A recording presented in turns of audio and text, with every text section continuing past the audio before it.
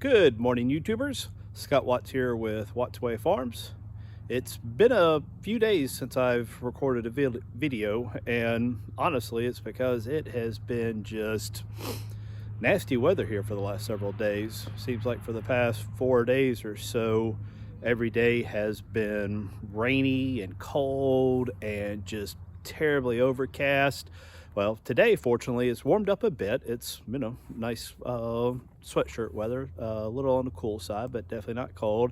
And I'd have to say it's fairly sunny. I mean, there's still a good bit of clouds in the air, but the sun is poking through and hopefully warming everything up. So in today's video, I was gonna kind of show y'all what I did to energize my fence. As you know, I do a rotational grazing system with my Dexter cows. I move them every single day, especially during the growing season, and even try to move them when I'm feeding hay during the winter to spread the manure and urine out. But I wanted to show you how I energize my fences. I don't use a AC powered. I'm using a DC powered system that I purchased and put together myself to save a few bucks. So let's look through it. So when I first started looking at fencing energizer systems, I knew that I wanted solar. Until I get some infrastructure built and barns and more permanent, I guess, structures around here, I wanted something kind of modular, so I didn't have to worry about running power extension cords or whatever across the farm. And plus I wanted something that if I didn't like where it was at, for either aesthetically or just functionality, I could pick up and move it. And so I started looking online, and I found this setup on Amazon, and it was $850. I mean, it had everything I wanted, but $850 was I just thought I could do better by building it myself. So these are the parts. I sourced them all off of Amazon, except for that toolbox that I got from Lowe's, and put it all together myself. So we've got this pole mount that was, the pole kit as it was called, was $68 from Amazon. The fence post was just an old fence post I had laying here on the ground. It's not very deep. It's just deep enough and it's not cemented, so I can easily yank that up if I needed to move it. Now, I did go probably with a bigger solar panel than I needed. It was $30, I'm sorry, it was $50 on Amazon, but the panel and the controller go together, and like I said, in one kit it was 50 bucks. Now the toolbox was $35 at Lowe's. Like I said, it's a Craftsman. I think it's a 28-inch, and it's a waterproof. The Energizer, which I'll show you in a second, was $250. Okay, so here's the inside of the toolbox. I've got my Walmart deep cycle battery with the 2 sets of alligator clips. One set of alligator clips runs to the controller, and the other set of clips run to the Energizer. The Energizer I chose is the SpeedRite 3000. This was $250. Again, I ordered it off Amazon, but what I really like about this Energizer, in addition to the fact that it's 3 joules, so it puts out a good bit of juice, is that it's both AC and DC, so I can easily, just by switching out the cable right there, go from battery or just a standard wall outlet. And it does come with both sets of cables. So one set of cables for the battery has the alligator clips on the end, and then the other cable has just a standard wall outlet. And this does have several different settings. When I have it on, I just use it on the fastest setting, and it kind of, you hear it click in, and it's got the indicator lights to let you know it's working. It also has, which I think is kind of cool, is a little battery test function. And on this first little spot, and as you can see on mine, my battery's pretty low, and I think, and that's part of the reason why I'm out here, and I think the reason is because this controller is not working. And when I bought this, the instructions were pretty clear that are actually very specific with a warning that this thing had to be hooked up and disconnected in a specific order. And you know, I might not have done that in the right order and it may have damaged it, I don't know, but for whatever reason it's not charging. So you know, the $850 model, the money I saved, you know, maybe it's about to be a little bit less because I'm going to replace that controller. Now, with the Energizer at $250 and all the other parts, this total build, not counting the battery or the grounding rods, which the Amazon one at $850 didn't include that either, set me back $403, which is still, I mean, what's that, $450, $447 cheaper than the equivalent on Amazon, so still a substantial savings. And like I said, I bought the battery was $75 at Walmart, and then I bought 3 grounding rods. There's one here, and then I've got them connected. They're 10 feet apart. You probably can't see in this video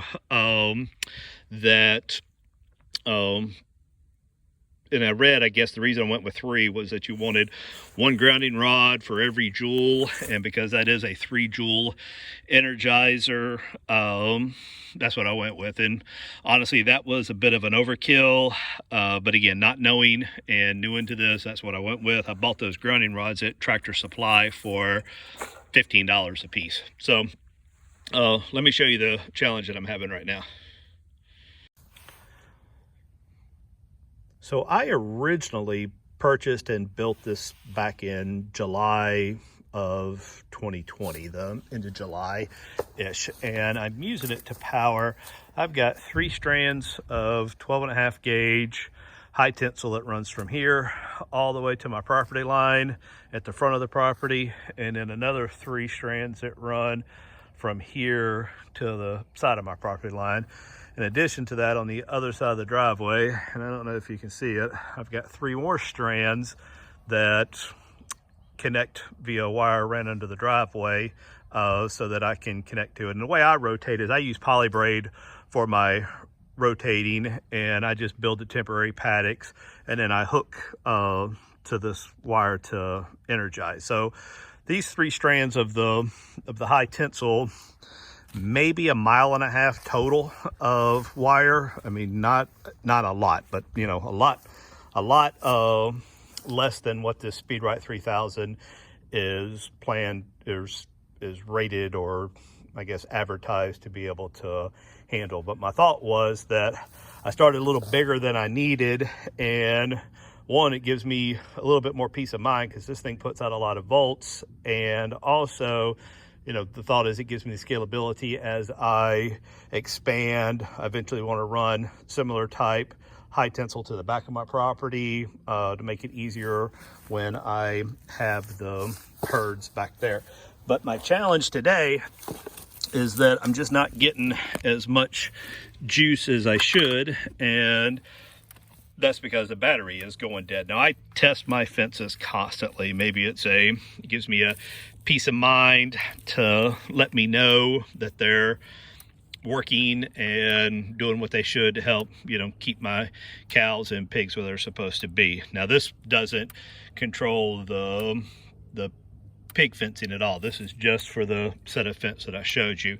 Now, I use this little thing I bought, well, a couple years ago off of Amazon. This was long before I even thought about doing, or before we'd actually not thought about, before we had purchased this land up here. We've been thinking about it for years, but before we'd purchased this land and even started building up here, I bought this for my house in my subdivision. My 2 boxer dogs like to run and bark. The fence line that I had there was a privacy fence, and so I ran a little electric wire there just to teach them to stay off the fence and quit annoying the neighbors so much. Now, I have the little red one that you get from Premier One. I think it was like 15 bucks. I liked it, but I'm, you know, being a bit of a data junkie, I like a more exact reading than just green with a range. So with this one, it comes with like a little probe that you stick in the ground, and then you hook it on, and it tells me exactly what my reading is. Now, my reading today is 9.4, so 9,500 volts, which is actually pretty good for this fence right now. Okay, so the fact that I'm getting 9,600, 9,500 volts off of this today makes me think that maybe the controller is not my issue. The issue may just have been that it just hadn't been very sunny for so many days here now, that maybe there just wasn't enough juice coming from the sun to keep my battery charged, to keep this thing functioning optimally. Now this display here is kind of going all goofy right now, and that's what first made me think that something was wrong with it, because it didn't used to do that. It used to have a more steady number, but that could be, I know that the little flashing battery light empty means that the battery's close to not being charged. So what I'm actually thinking is happening now is that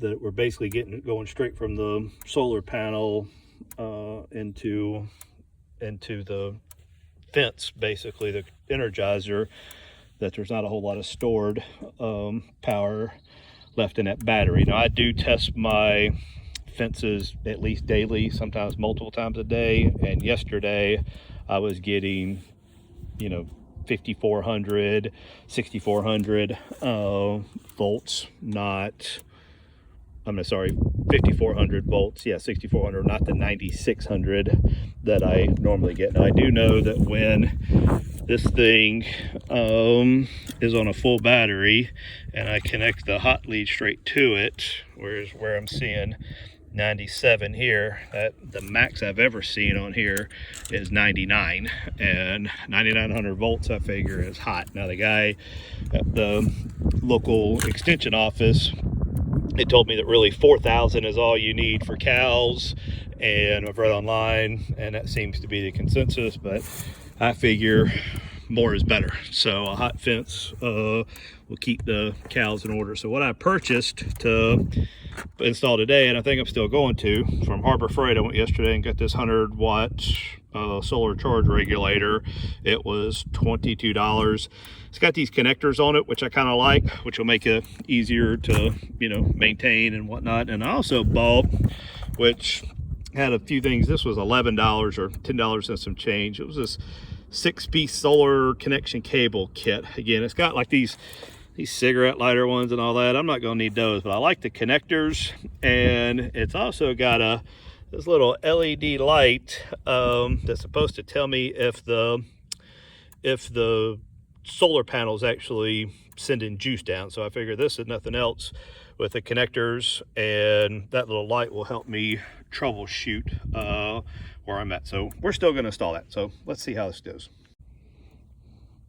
So here's all the connectors that came in that box. You can see I've got this male and female, I guess I always call them cigarette lighters, connectors for a car, but I may show my age because I really don't think they put cigarette lighters in cars anymore. But I'm thinking I can use the connectors on the end of this. You've got this connector, which will be nice for plugging in and connecting to the battery, and I've got this just this connector on both ends. What I'm thinking I'll do is I'll connect this part to the solar to the controller, and then this part to the actual panel, the solar panel, via one of these connectors that I've cut off and attached to it. And this is the cool thing, is a little LED light that you plug in and lets you know that your solar panel is actually charging. So I figure with this I'll be able to tell if my actual solar panel is working or not. So let's get to work. Okay, so the first thing for sure I want to do is turn this thing off and then disconnect it from all of the power sources. I'm actually going to go ahead and pull this battery out. I've got a fresh battery I'm going to put in when we're done. Okay, so now I'm going to disconnect the solar panel from the feed wire, and when I built this, I just twisted the wires and put electrical tape on it. Now I've got some little heat shrink fittings I'm going to use to connect it to the connector for a little bit, I guess, something a little better connection moving forward.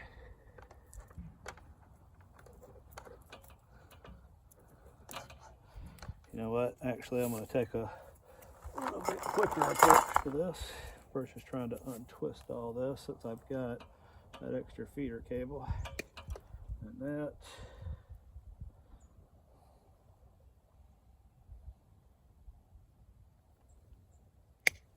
And that should do it.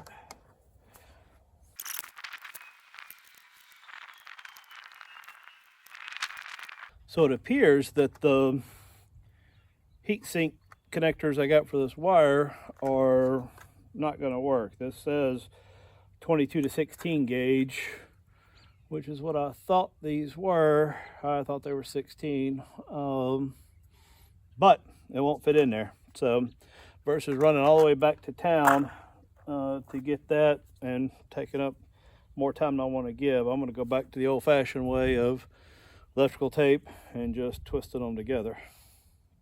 And unfortunately, the red and black wire color is easy to match up on this, so it's just a matter of twisting these together and then applying some electrical tape accordingly.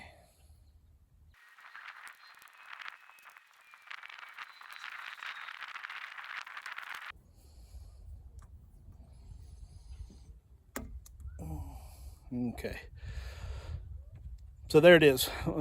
Not as pretty as a couple heat shrink connectors, but it should get the job done and give me the connector I want. There's probably a proper way to connect electrical cables, then I'm sure I'm not doing it right, but I wrap each one individually and then kind of tape them onto their line to kind of hold it together and hopefully keep water out. So we'll see. Now, wouldn't you know it, it was sunny this morning, but now I am straight up covered in some pretty heavy clouds. And this is supposed to tell me, this little connector here, if it's charging or not, if it's put in, by lighting up that little LED light, which it is clearly not doing. And I don't know if it's because I have a faulty solar panel, or more likely because the sun is completely covered right now with some pretty thick clouds. So we'll finish putting this back together, and then thanks to this connector, it should be easy to come back and test it again once I got a little bit more sun. So in the time since I started this little project this morning, the sun has once again disappeared, and I think that we're not getting any charging from our solar panel as a result. So I hooked back up, or I'm gonna hook back up the Energizer just to see what sort of fence output we have now.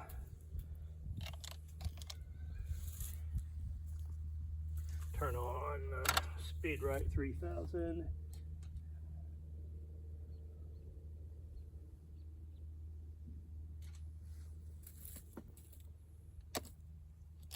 Hook it up correctly would help.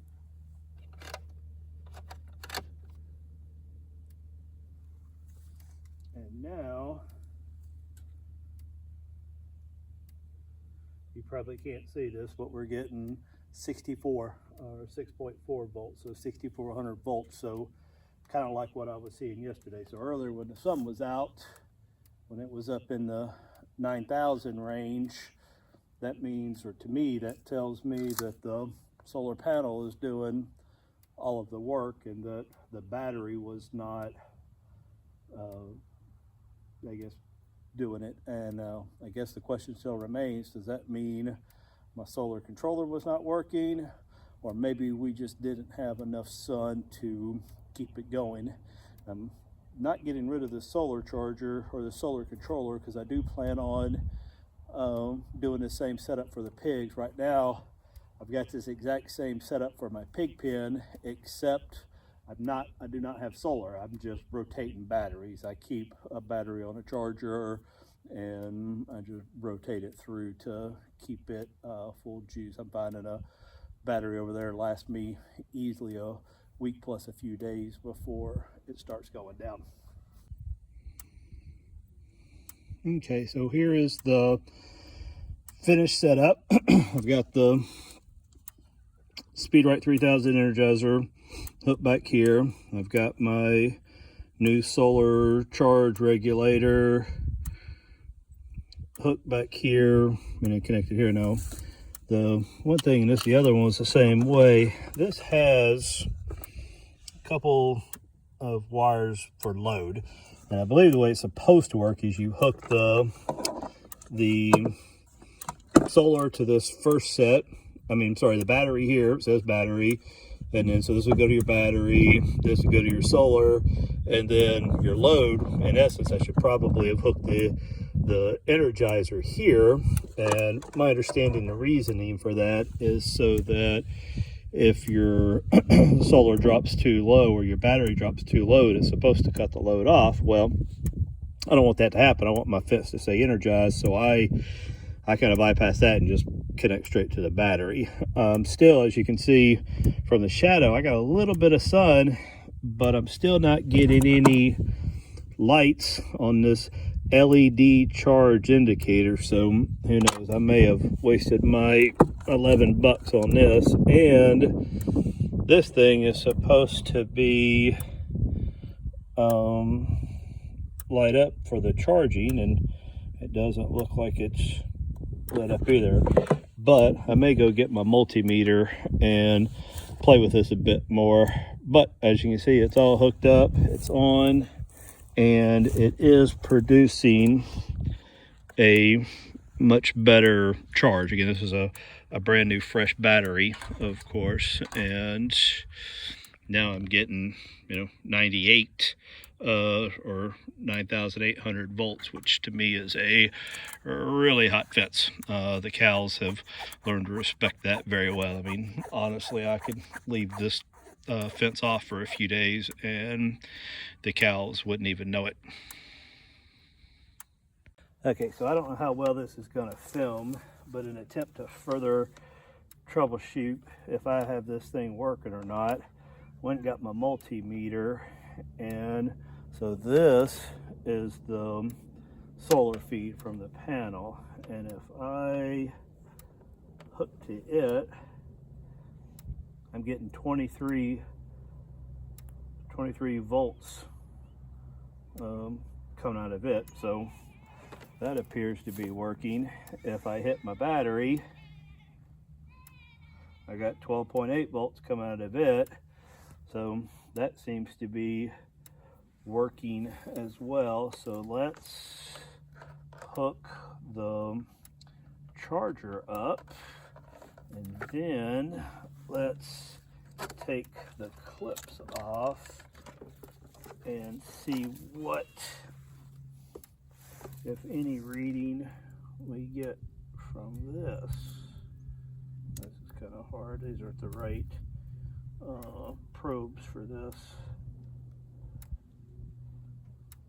So yes, I'm getting 10.5 volts out of the battery side of the controller with it hooked up to the solar, so maybe it's working. So maybe my issue is, and I bet you that's what it is, since this is a 100-watt controller and I've got just a 30-watt solar panel running it, that maybe it's not enough to light these up or light that LED charge indicator up.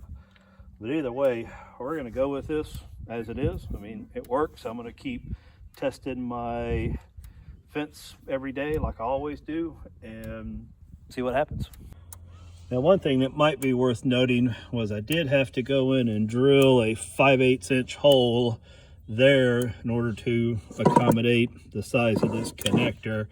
Before, I had everything going through this little bitty hole, and I had a bit of silicone on it to seal it out. Now I'll come back and put some silicone on that as well, just to kind of keep it airtight as possible. I really don't think that it's needed, but you know, why not help make it last a little bit longer. And then one other final thing, I don't see it this time of year, but this is pretty much how this thing is set since July when I installed it. And I don't know if you live in an area where black widow spiders are a problem or not, but there are black widows here. And on 2 different occasions, when I went to reach for this handle, I saw a little bit of webbing underneath here and a little bit here. So I backed off and then carefully, you know, got a stick or something, I forget how, but got this opened. And both times, this area, you can actually still see some of the remnants of the spider web here. But both times there was a nice sized black widow spider making its home just on that handle, not on the other handle, just on that one. And again, there was 2 different times over a month or so apart. Both times, I know I immediately sent that black widow spider to meet its maker, and then I even bought some, I guess, just some long-lasting, I guess, insect killer type spray to spray around it. Not as much you know, I guess to protect me, but also to, you know, I've got 3 small kids and who aren't always as cautious as maybe I would like when they're spend their days hunting lizards and spiders and everything else out here on our farm. So just worth noting. That wraps up today's video on my solar charger overview project and repair. I guess you could tell I still probably have a little bit to go on completely learning and understanding solar, but it's working for now. I've got good juice going down the lines to my cows and my pigs, so I'm going to keep at it, learning as I go. Thanks for tuning in today. If you have any questions or comments, I'd love to hear them. Please leave them down in the comment section, and also down in the description I'll put a link to the Amazon parts on everything that I used here, including even that $850 one. So if you feel so inclined just to go the ready-made approach, I'm sure that's a fine piece, but again, it's going to cost you. So again, hope to see y'all back here pretty soon. Thanks again for tuning in, and y'all have a great day.